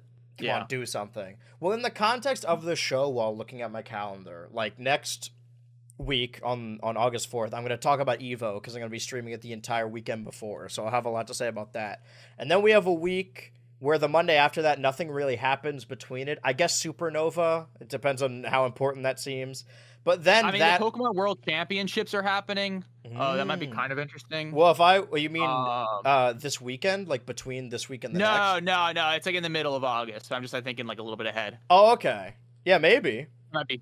Yeah. If you intend on watching it, you can give a little dissertation, because that's probably what I'll probably have a lot to say about Evo come next week. Yeah. But I might try and pay attention to that. If that's between the 4th and the 11th, that's great, because between 11th and the 18th, Drag X Drive comes out. I forgot about that entirely. And then between 18 and 25, nothing. And then 25 and September 1st, Kirby comes out. So we get like the week before, we could talk about Kirby a little bit. And then between 1 and 8, I guess Daemon X Machina. And then nothing through September. We have a lot of weeks, and then mid-October is Pokemon. I think there's a chance. I don't think it will sell super well. I mean, it's Pokemon. Pokemon always sells well. But, I mean, if they're doing the Switch 2 bundle, I think and they're releasing in October, I think there's a chance that they view their holiday game as ZA. But also, like, the holiday game doesn't necessarily need to release in the holiday. Like, if they want to sell it to parents buying the console for their kids for Christmas, I'm sure they'll make a bundle. Like, they'll make, like, a Switch 2 that comes with Donkey Kong and Mario Kart. Something. But it's at least a discussion point right now. I still don't think we're getting a direct until after summer, but like I said, I've been wrong. I watched a ton of direct prediction videos from the last couple of days, one of which gives a dedication to Hulk Hogan and used the term rest and power. I just thought that was worth noting, because that's ridiculous. Considering the kind of guy he was. I paused the video, I was like, there's no way, dude. Rest in peace, Ozzy, by the way. That one was pretty sad. That one, yeah. I'm a big Black Sabbath fan. And Mangione. So, speaking of specific dates. So, wait, just real quick. There is a world where we go off the air today, and then we come back next week, and a direct is announced, and a direct happens. And then we're just like, oh, okay, fuck, I guess we got to talk about this direct. There's a world where that happens. But if we come back next week, I mean, if you're watching these in a playlist, and then you go to the next one, and we're like, well, guess what? There was no direct. So where would you fall on this? Let's just say yay or nay direct this week. Like, do I think it's more likely than not, or Just between yay or nay, yeah. yay? I guess. All I right, mean, I'll go nay then. So that way yeah. we'll keep the scoreboard up. Just for the like, just for the faux kind of Yeah, argument. Like, we'll do this every this week, and eventually one of us is gonna be right. We have to be. Before we go into the main event segment of the show, Sunday marks the anniversary of Mother 1's release, known to many as Earthbound Beginnings, and I've seen a lot of people talking about that game. I've never had the pleasure of playing the Take game, a melody. so I wanted to ask you if you have any strong feelings about Earthbound You know, Beginnings or Mother 1. I love telling the story because when I was Oh. in 6th grade, I had played a little bit of Mother 1, Mother 2, and Mother 3. I think I'd played up to like maybe Peaceful Rest Valley and Mother 2, which is like, I mean, if you know what you're doing, probably like 2 hours into the game. Okay. And I had like played Chapter 1 of Mother 3 several times because I didn't know how to use save states, and like for whatever reason the ROM I was playing on, because I was playing Mother 3 illegally. So like, yeah, I was doing a little thing called emulation, and I did time for it. You know, I had to pay like $200,000 in like But was it worth it, property would rights you say? damages. Yeah, it was, but yes, And I'd do it again. So I basically just played the first chapter of Mother 3 over and over again, which is still like, you know, maybe like an hour or two. I mean, it's a pretty short, it's, I mean, you know, so like I had played those games, at least a little bit of them for a while, like over and over again. And I was kind of like, I was in this like weird like obsession of the game series that people sometimes have where, yeah, I haven't actually played the game in full, but I like read the wiki all the time. Like I was kind of doing that as a lot as a kid. Mother I would fan just playing read their the first wiki. game. I was just reading the wiki for the game. I think I might have watched a full Mother 3 Let's Play by then too, but I never actually played the full game. Or maybe I had. I forget. But basically, like around halfway through or early in 6th grade, I'm like, dude, I want to play this series. You know, it's, I mean, despite the fact that I haven't played any of it, or I haven't played much of it, it still means a lot to me. I love those games. So I start by playing Earthbound Zero, and I just couldn't get into it. I tried playing, I think at first the the original NES kind of English prototype. I couldn't get into it. There's also a version that some people recommend where you play the Game Boy Advance re-release of it with like the Easy Ring, which is an item that makes the game easier. It still didn't do much for me, and I was just really frustrated. I just could not like get into the game because I don't know, like it was a little bit, you know, like antiquated in some of its features, like your limited inventory size, the kind of backtracking you had to do. There's just like a lot of things that nowadays are just seen as too janky. It's funny because like in a lot of RPG player circles, like if you ever bring this up, like people will just kind of like shit on you because like there's always this kind of like competition between video game fans, especially RPG fans, to play the most like janky, slow, and sluggish games possible and say that you're having fun with it. So like, you know, I remember occasionally you have some comments in my like Earthbound Beginnings video where they're like, bro, man, this game's so fucking easy. You know, I like eating. I like playing Mother Earthbound Zero for breakfast. I like eating nails for breakfast without milk. I'm so tough. You know, didn't it's even that actually kind of play like the attitude game. you see between people. But yeah, no, I think like that game specifically, there are still a lot of things in it that just kind of, you know, that are a little bit sluggish, especially if you don't use a guide. I mean, one thing a lot of people forget is that back then, like you were kind of expected to read the manual for the game. And like I think if you play Mother 1 Earthbound Zero nowadays with a manual, you'd have a much better time. But I tried to play it blind, it didn't work. And you know, I never played it in full until I was I think 13. So a couple years later. So and then I just went to Earthbound and Mother 3, played those games in full several times. I became an addict, you know, whatever. But I don't know. I still think absolutely Mother 1 is a beautiful game. Like Shigesato Itoi had a very specific vision for video games that like there's a reason why people nowadays still like replicate Earthbound, see Earthbound as monumental of a game as it is, because I think Itoi just had a specific way of like telling stories, creating worlds that just captivates people. Captivates me at the very least. So I don't know. I mean, there are things about it that are kind of frustrating. Like I never played it fully without speeding it up or using save states or cheats or whatever until I was an adult, straight up. Because when I was a kid, I think I played it. I think I played it when I was 13, with like save states and speeding it up and stuff. And as I said for my, and well, I didn't say this here, but in my video, my Earthbound Beginnings video, I decided to play it like as cold turkey as possible. So I didn't speed it up. I didn't use save states. I didn't do anything that would kind of like make the game less sluggish feeling than it is. And I think that's important because a lot of people will talk about games nowadays, and if you kind of press them, they'll admit, oh yeah, I did kind of speed up a lot of parts of it on my emulator, which is, you know, I mean, at the end of the day, like, it's not like I don't sometimes do that with certain old games, but you know, I think that certainly warps the gameplay experience to the extent where you might not be getting the same, you might be getting a different image of the game than someone who played it on like the original hardware, you know, 40 years ago. So I don't know. Is it 35 years? I forget. 35 years. It was 89. So people were talking about its anniversary, but I don't think it's like a round anniversary. I think we're at like 36 or something. 36 yeah. then, yeah. But I just saw a lot of people talking about it. I know somebody made a video. But yeah, I mean, specifically this game, I mean, we were just talking about stuff happening at Comic-Con.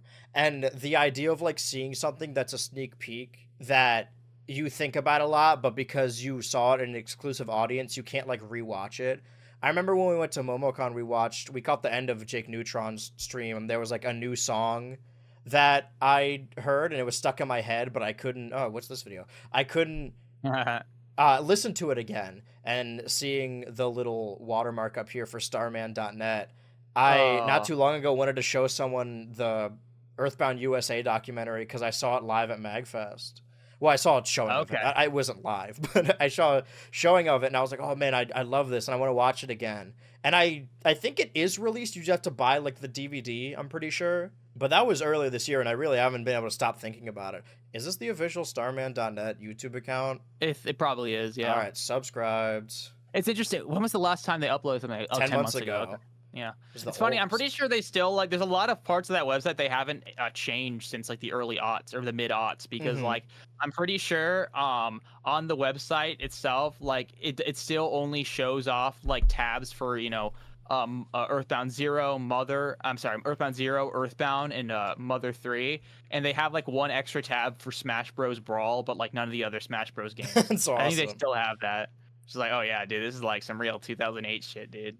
So, covering something or moving on to something we did last time on Switch 2 Ultra, according to the likes of Centro Leaks, there are 25 Mega Evolutions planned for Pokemon Legends ZA yet to be revealed. We have each picked 10 from the list. Each of us, we have 5. Sorry, we have together selected 10. My bad. We have picked 10 Pokemon from this list. Each of us selecting 5.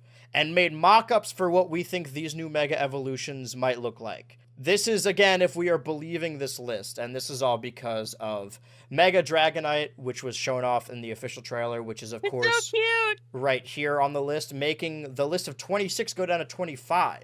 And if we each pick 5 here, then it's down to 15. So let's go down the list. Mega Clefable, Mega Starmie, Mega Victory Bell, Mega Meganium, Skarmory, Feraligatr, Mega Frostlass, Mega Emboar, Mega Scolipede, Excadrill, Electros, Scrafty, Chandelure, Mega Chestnut, Mega Delphox, Mega Greninja, Mega Pyroar, Mega Malamar, Mega Barbaracle, Mega Dragology, and I think we had an image last week as well for Mega Dragology, Mega Hawlucha, Mega Eternal Flower Floette, Mega Zygarde. These two are the ones that, or this one specifically makes me not believe it, but Mega Drampa and Mega Falling. So we have each chosen 5 Mega Pokemon, and we're going to show off our mock-ups to each other, and we're going to explain them. So who should go first, do you think? Why don't we do 1 and 1? Okay, you want me to go first? Yeah. All right. So I chose as my first Mega here. This is Mega Starmie. So I assumed because of the likes of in the previous Legends game, we had an evolution for Quillfish that used the advantage of the 3D model. Because when you're doing sprites, you want to focus on the art aspects, but when you're doing 3D models, you want to, okay, what can we do with a model? Quillfish's evolution in that game just made its quills longer. Overquill is a disgrace. So because of that, I was like, what if Starmie had really long legs and also red shoes? So this is my Mega Starmie. Just extends the legs downwards. It looks a little bit like a Starwalker. I didn't mean for that intentionally, but I didn't think of any moves or like abilities. I don't know if you had lore for yours, but Not very extensively. Okay. Well, this is what my design I'm locking in for Mega Starmie. Gonna open up their eye and have really long legs. So I try to put them in. I like his big red boots. You should. That's the important part of this design. I put them in like Pokedex order. So your next one should be your Mega Clefable. Clefable. Okay, Clefable. I mean, admittedly, I think one of the themes you're gonna notice with a lot of my Mega Evolutions is I kind of went for like pretty safe Mega Evolution ideas. So, for example, occasionally Mega Evolutions, they really kind of do something out of the ordinary or really kind of swerve with the Pokemon's visual direction. I just kind of went for like Mega Evolution-y visual directions. Right. This is what, like, you know, like Mega Scizor. I was talking with a friend earlier to like Mega Scizor isn't reinventing the wheel. It's just kind of like Scizor. What if it was like cool? More like frills and stuff. Mm-hmm. So Mega Clefable. First thing I noticed, you know, Clefable has wings. I remember as a kid, I didn't realize Clefable had wings for some reason. I guess I was stupid. But I love Clefable. So I you know, just decided to kind of like give it bigger wings. And also I decided to make the tuft on its head a little bit like more pronounced and stuff like that. That's the kind of stuff that came to me. Did you mean to make it look like a crescent moon? Is that a deliberate choice because of the... Oh, shit, that's a cool idea. Because of Clefable's tie to the moon? I'm going to pretend that was intentional.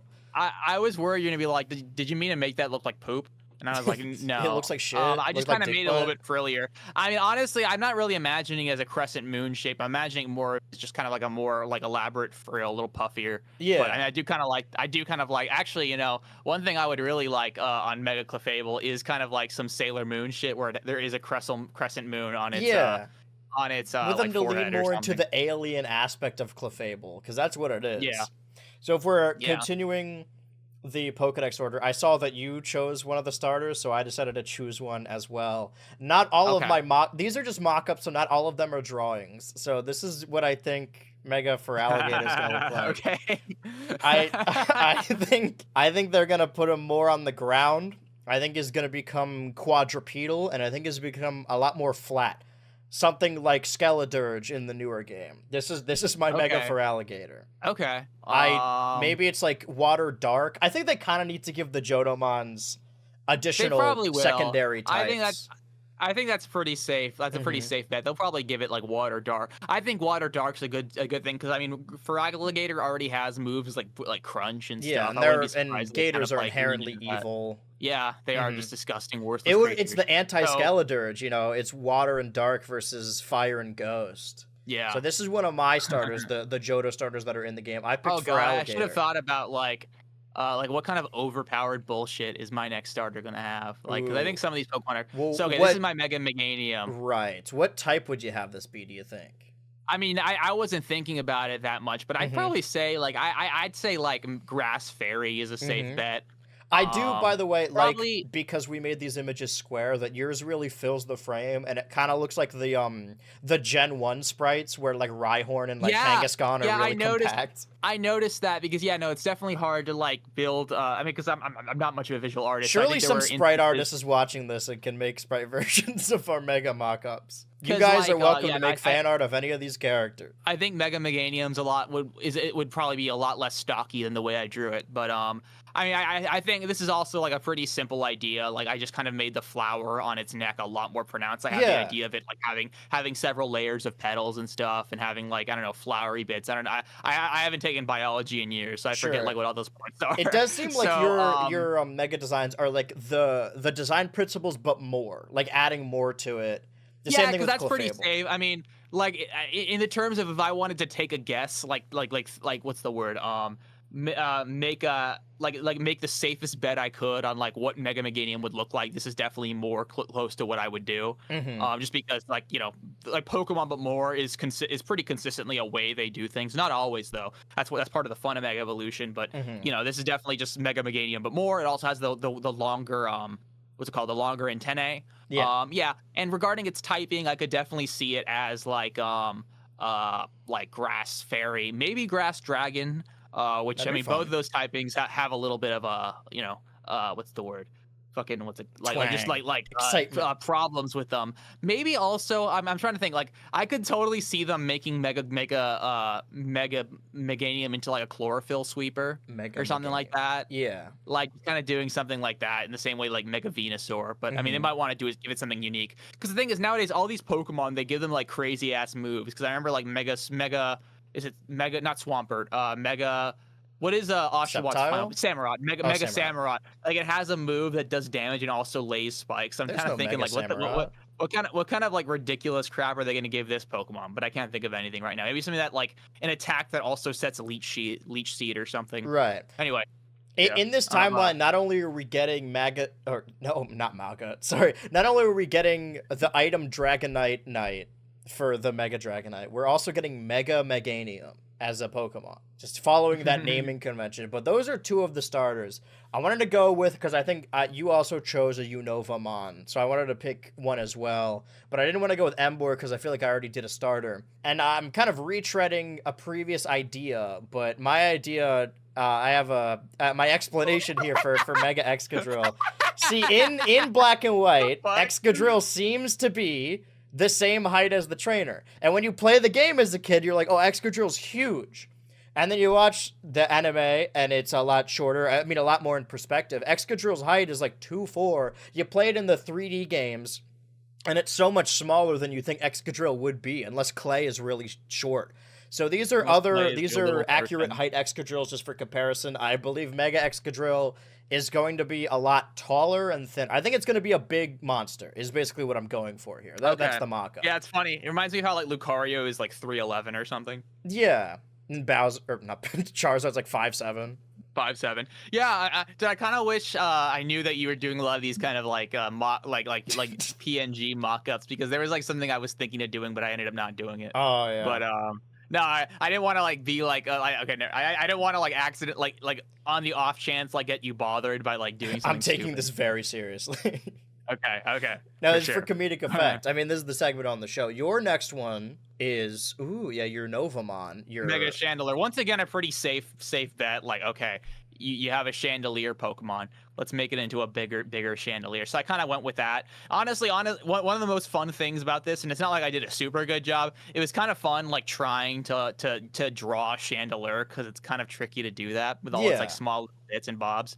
But yeah, so I kind of imagined it, like the base Chandelier on the top is the same. Although honestly, if I had to redo this, I'd probably make it 6 flames on both layers. I think that would make it because I like there's not many Mega Evolutions where like a big portion of the Pokemon itself is the same, because I'm kind of doing that here, where like basically the top half is just basically what Chandelier already is. So that's something I would probably do differently. It does look more like pumpkin-esque here, very spooky.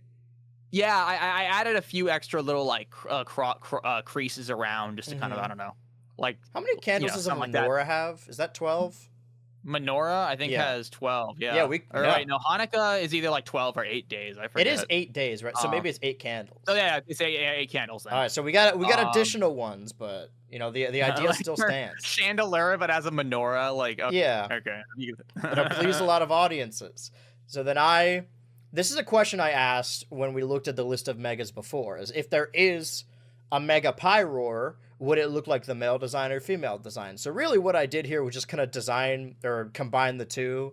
The mains here, it has this little hand grabber thing that's just a very long slick, like that Superman slick that female Pyroar has. And then the like brown tufts, the brown tufts are going to change to fire, more covered in flame. Just imagine flame emanating from this very evil eyes, because as we know, all megas are evil.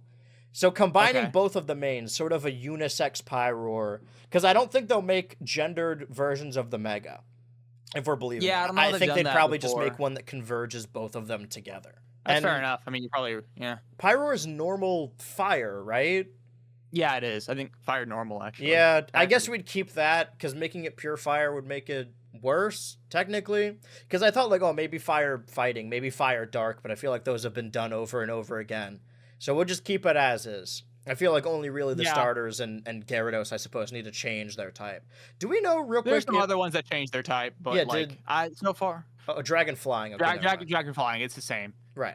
Mega Altaria's Dragon Fairy. I know that. Yeah, you know what? Fuck it. This is a Kalos mod. Make a Fire Fairy. Add little sparkle effects around it. Yeah, why not? So your next mock-up. Okay, this Drampa. Yes. This is one I kind of had fun with just because this was like the second one I drew. So I was like, man, how the fuck? Because the first thing I drew was Clefable. And then I started drawing Drampa, and I'm like, every time you try and draw another Pokemon, you keep accidentally drawing Clefable. Well, no. That's funny though. I basically I drew Clefable at first, and I'm like, okay, this wasn't that bad because Clefable's a pretty easy Pokemon to draw, and then I changed to Drampa. And all things considered, Drampa isn't that hard to draw, but it's definitely a lot trickier. So I was like thinking like, oh my gosh, how am I even gonna get to this? So I was a little worried at first, but like I decided to just kind of once again do something pretty safe, just Drampa. Just like but with more frills. So I decided to like really increase its hair. So I gave it a more pronounced beard. I gave it a more pronounced hairstyle. And I kind of noticed, and this is just something I leaned into because I was having fun with it. Like I decided, because I was drawing it sort of from the side and stuff. Like I kind of was thinking, like, because Drampa was looking to the side, it kind of reminded me of like the helm or like the heads you see on like Viking ships. Oh. So I kind of leaned into that, and it kind of ended up looking cool. I like that he's like gazing up at the stars too, because he can't fly. That's the thing. Maybe he's a flying type, but I kind of imagine him, and this is kind of cool, like a Pokemon that's designed after like like the looks of Viking ships or whatever. So I just decided to kind of like fit that shape with the arms, which are a little bit more frilly, and the tail, which is a little bit taller. I kind of like what I ended up going I for. Really like I kind of wish Mega Drampa kind of looked something like that. We'll see what it looks like. Maybe statistically, well, I don't know actually. Talking out of my ass. Maybe one of these designs could be correct if they make any of these megas. There's a possibility one of us will do like bingo rules. Every time they show one of these megas off where we experience them, we'll be like, oh, that's just like the design, or just like the general idea of the design. My final design, this one is less of a drawing and more of another. I wanted to do drawings for all of them, but then I thought of ideas for them. This is my final one, my Kalosmon, my Mega Malamar. And the idea started initially with like, oh, what if I just made Malamar upside down, and then like this part is the head to go with like Inkay, make it more look like its previous evolution, sort of like Mega Dragonite. But then I saw someone already did that, so I was like, okay, I have this upside down one, and it was initially just these two, but then I like how they look together, so I just kept expanding it. So I kind of like it being this nebulous void of tentacles that does have maybe like a biblically accurate angel. We have more of these eyes all around it, but this is, and uses these tendrils for walking. I think this is my Mega Malamar. And Malamar is Psychic Dark, right? We'll keep that. That's probably Dark fine. Psychic, yeah. Yeah, then it'll float around, because it needs to... Inkay floats, Malamar, I think it's 3D modeled, stands, and also stands here. So we'll import more of those Inkay things into it, because also there's an upside down one here, which is how you evolve Inkay into Malamar. That's where I sit with this design. I'm glad you really like my designs. Pretty funny. They gotta be right, some of them. And then that's really all I had to say about that. I don't know if it's one Malamar or if it's like a bunch of them. Because my initial idea was that, like, oh, it's Malamar and then a bunch of Inkay are stuck to it. Like, they kind of form sort of like wishy-washy. Like, they all form together. But maybe it's just one. Maybe they're just morphing together like jellyfish. Because there's some jellyfish that don't die. They just respawn. Like, when they're hurt enough to die, they'll just kind of change their physiology to make them a kid again and basically start over. So I wanted to go like, okay, let's make him like an Inkay again. Like, he goes back because Mega Evolution breaks him so much. Because I remember back in the day when they showed off, when Mega Evolution was in the game, people were reading into the Pokedex entries and they're like, Mega Evolution's actually evil. It actually hurts all of the Pokemon. I don't know how true that still is, but... I think there's like a certain thing, like there's like arguably it hurts the Pokemon, but the thing is you need the trainer's bond is what makes the Pokemon like handle it or whatever. Right. I forget. Changes out of friendship. Is sacrificing shit, for us. And that was my final Mega design. Your final Mega design is from Gen 8 Galar. Mega Phalanx. Yes. Okay. So, I mean, I think it's a pretty safe bet that a Pokemon like Phalanx, like, it's not going to have a Mega Evolution where all the Phalanx are just kind of like, just have more spikes on them and stuff. I think that's not the kind of thing they would do. The one in for front gets really like big. Phalanx. I mean, I just imagine like, all the Phalanx fighting together in kind of a different way. Mm-hmm. So I just imagine like, oh, let's just do it Goomba Odyssey style where they're just kind of on top of each other. I think that's kind of funny. If not that, like I imagine potentially, that scene with the raccoons in Total Drama, where they all turn into the giant. You referred to like, this before, yes. That's more than meets the eye. That is that's potentially what I think they'll do, something like that. I think it's just gonna be like the phalanx, like all together, like standing on top of each other, or like I don't know, like just doing something kind of visually comedic. You know? So what I mean? do the forms like of the individual phalanx change at all, or do they kind of just change? No, position? I don't think so. I think it's gonna be like Mega Kangaskhan, where like they basically look the same. Maybe the lead phalanx has like an extra thing on him, but I'm not expecting that. Yeah, no, I mean it's gonna be like a Mega Kangaskhan situation where like the base Pokemon really doesn't look that different. It's just a different kind of thing. Right. Just remove that baby. Get that baby out of there. I'm trying to think, like, what's Phalanx's ability? It's probably like, I think it's Defiant or something. No, why do I think it's Defiant? See, this is the side of Pokemon that I don't know nearly as much about. I mean, it's not like Phalanx is that good, so it's not like I ever really had to like learn what ability. That's why it needs a Mega. Oh, it has battle armor. Oh, it does have Defiant. Okay, all we need is one Mega to be shown off that isn't on the list for it to kind of crumble. Because I don't think the odds of it being a lucky guess for Dragonite, I don't think that's impossible. But now we have our 10 designs, and we have that Dragology, I believe. So there's 14 left that we haven't covered. Immediately when they said there was going to be like new Mega Evolutions, I was thinking Mega Dragonite was going to be one. Because you already have one for Tyranitar, you have one for Salamence, you have one for Metagross, you have one for Garchomp. Yeah. You basically have one for like all the other pseudos, at least up until Gen 5. Flygon's not a pseudo. Tisk. Sorry. I just know that's the one that people are always mad about. Yeah. I mean, because Flygon could use one, because Flygon's like just like a worse Salamence, or at least it's not. Well, you really have cool dragons, you just want them to look more epicer and cooler. So I mean, honestly, Mega Flygon would be kind of clutch. I wish we did have that, but we don't.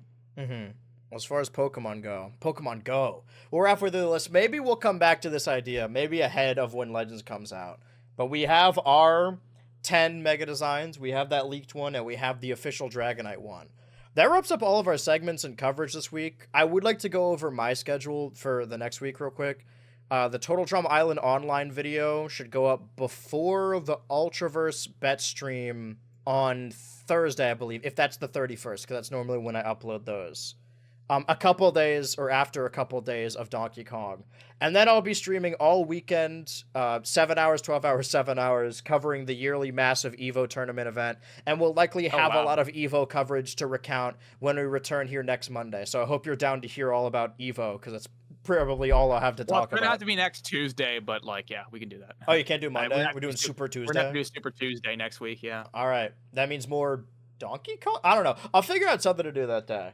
But do you? Well, let's get the weekly Pockettail Island update. Just same stuff. I've been working on. Actually, one of the segments of the video I'm doing in DaVinci Resolve, which is fine. It's not like super bad, but there are a lot of really fucking annoying things about DaVinci Resolve that are kind of driving me nuts. But it's still fun to kind of try new things. But it does kind of piss me the fuck off. Fucking pissed. I hate this. Well, we have that lined up. I think this was pretty efficient. I think we got through it best we could. We just had a lot of stuff to cover this week. I would be worried. I think the reason we were leaning into other stuff is like, oh man, there's nothing to really cover today. I think what I need to do is purposefully cover bullshit. Like really go out there and watch videos with like 10K views and be like, all right, let's cover this. We might as well. But for now, I have been your co-parent BH Ultra. And I have been your co-parent Switchy. And I'm hanging up. I got some more stuff to film.